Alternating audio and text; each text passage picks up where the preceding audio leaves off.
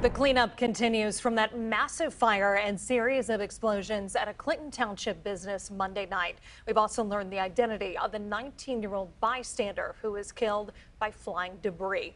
Our Gino Vici is on your block at 15 Mile and Groesbeck in Clinton Township with the latest on the investigation. This cleanup is expected to cost millions of dollars. The White House even reaching out to township officials today to offer their support.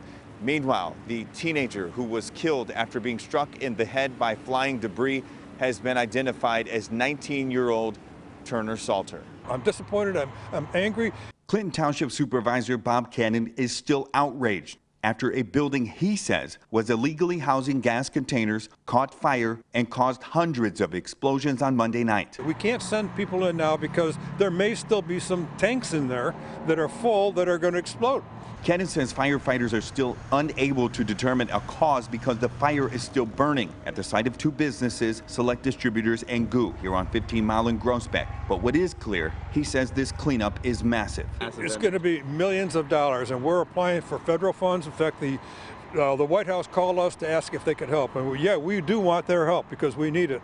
The township has identified the teenager killed after being struck in the head by flying debris as 19-year-old Turner Salter. Cannon is devastated about what happened to the young man, but he's also worried about more people potentially being hurt, so he's urging the public not to come pick up debris and collect it as souvenirs. Because it's dangerous, and if you have any materials that you shouldn't have from the explosion, please call us. We'll come pick it up. We'll get the bomb squad out to pick it up. The bomb squad you see is here today, and there's a reason they're here today. Those are little bombs, and it's not something you can play with. It's not safe.